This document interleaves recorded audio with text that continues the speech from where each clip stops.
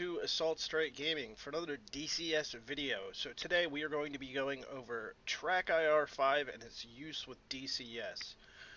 I still think this is a valuable piece of software out in 2020, even though with the advent of VR goggles and things like this, uh, I really prefer using the TrackIR.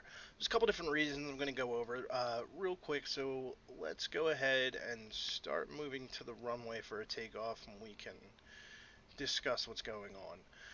So what is TrackIR? TrackIR is a head tracking software that originally came out in 2001, and its latest iteration, TrackIR 5, came out in 2009. Basically what the system does is uses sensors that you place on a hat, or you can buy a Pro Sensor clip, and tracks the movement of your head and translate that into a POV in the game. It's almost as if you're wearing VR goggles without wearing goggles. You're getting the sensation of being in the cockpit without actually having your entire field of view blocked. I personally like that. I like being aware of my surroundings in the room that I'm gaming in. I've got 3 kids and a couple dogs running around, so it's good to have a little bit of situational awareness when I've got stuff going on. Hold on, let me silence that alarm there. So let's get ourselves off, and we're going to talk a little more. Alright, got a positive right there. Let's bring our gear up. Alright, so let's keep her at a low altitude so we can really get the beauty of this software and check it out. So, how this works, there is a sensor mounted on top of my monitor, and like I said, there's a clip attached to my hat, and it is basically detecting IR signals bouncing off the sensor to detect where my head is in real space, so it can then translate that into a point of view. As right now you see, this is all smooth movement because my head is following along and the camera is following along with it. Okay. It is a great piece of software. If you really want to get immersed into DCS, I highly recommend something like this. As I've said before, there is more immersive software such as the Oculus or other VR. But if you think about what you have to do while flying these flight sims, manipulating throttle, joystick for your HOTAS, the buttons, your keyboard, your mouse, trying to do all of that with VR goggles on is going to be incredibly difficult, and I feel is a little bit more immersion breaking. I also know that personally, my equilibrium can be thrown off fairly easy, and I have heard horror stories of people getting violently ill from getting the spins while using stuff like the Oculus. So, and as this is a game for me, I don't really care to get that sick just to feel like I'm super immersive. This is more of just a fun hobby, and this is definitely a cheaper alternative.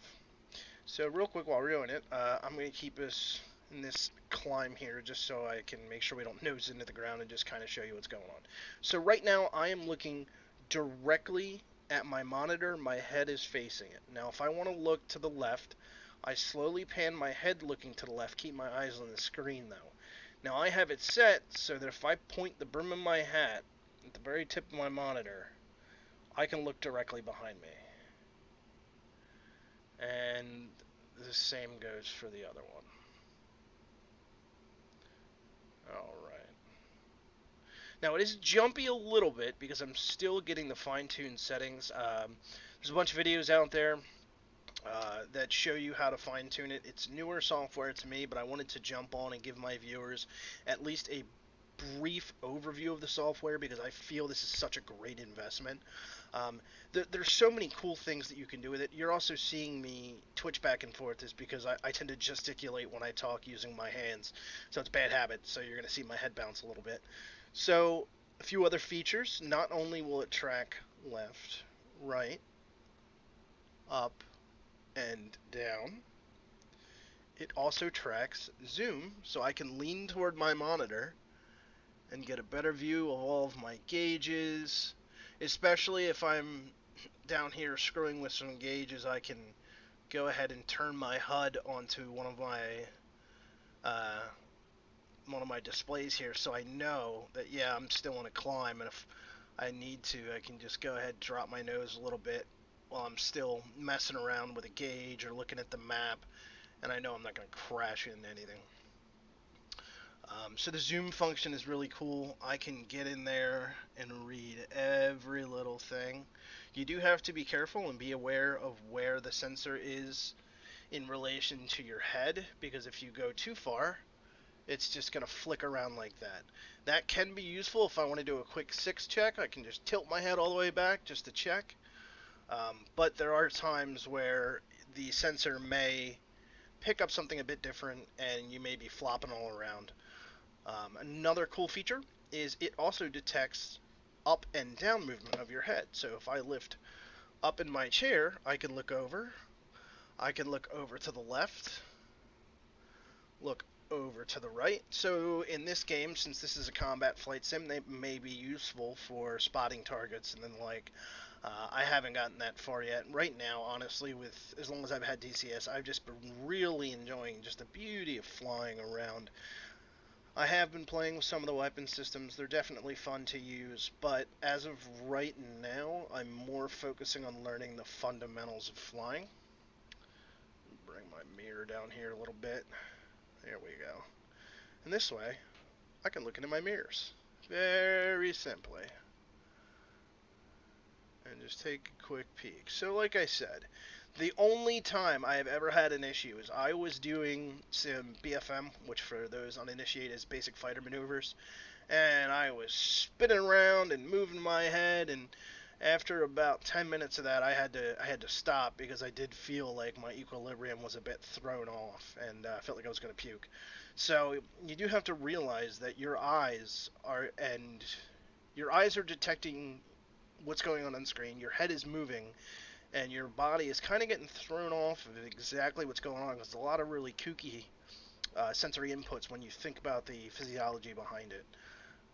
But it really is a valuable tool. So, here's the thing. Should you get TrackIR in 2020? Stop it, stop it. All right, I'll pull up. Should you get TrackIR in 2020? It really honestly depends on what you want to get out of the game. So, this was a Father's Day gift from my lovely wife, so I was very happy with that because it's not cheap software. It is $160 is usually the base price you're going to find it. It is also kind of tricky to find because the newest, quote, air quotes, newest iteration came out in 2009, which is TrackIR 5. So, with it being an older software, it really only having a cult following with games such as DCS and a few others. There's a space game. I can't remember the name of it. Seems to be big into the flight sim world, but I can't remember the name of it. But it has very limited use. So pretty much, if you buy this, you pretty much be ready to only use it with DCS. So it's a very niche market, so it's also hard to find. I happened to find one on Walmart.com, which surprisingly enough, I was even having trouble finding it on Amazon, so when I found it on Walmart, I was happily confused. So it's worth it. It's worth the money, in my opinion, if you want to get out of it. Now, if it wasn't a Father's Day gift, maybe I would have waited, maybe I would have put it off, but I mean, just getting that cool sensation of looking around your aircraft and being able to just really get the immersion in. And again, it's also a little bit more choppy in this video just simply because I am actually running this off of a laptop right now, so my processor's handling the OBS Studio plus the laptop.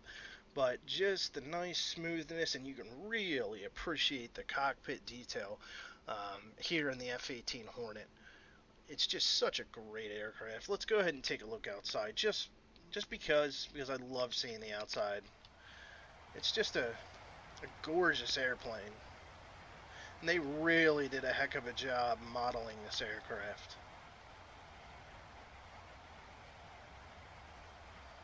Now, we'll give you a little bit of movement out here, but you're still going to need arrow keys or some sort of POV keys to really maneuver around your aircraft, because the TrackIR 5 isn't really going to do that.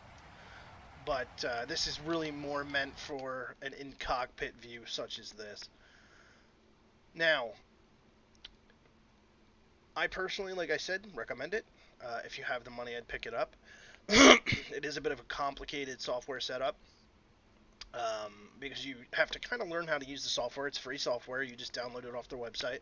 I had to watch a couple of YouTube videos. Jabbers does a great video on a complete tutorial of the setup. I'm not going to do one just because I wouldn't want to give incorrect information, as I said before, because I am still new to the game and also new to TrackIR. I just wanted to give a quick review as a first-time user of the system. Like I said, it's just a great system. And being able to zoom in, get these details. I mean, you bring your mouse in. If I wanted to change to my radar altimeter, to auto, baro, yeah, you can change my TACAN, get down here, change my altimeter, do an altimeter test. Yeah, I've got my, I want to put my hook down, bring my hook up. I need to go over here, change master arm my weapons, change all my DDI panels. Not touch this one because apparently that jettisons the canopy. So it's worth it. So I hope you enjoyed this video, a brief review of the TrackIR 5 platform with use in the DCS F18C Hornet module. So this is Assault Strike, and I will see you next time.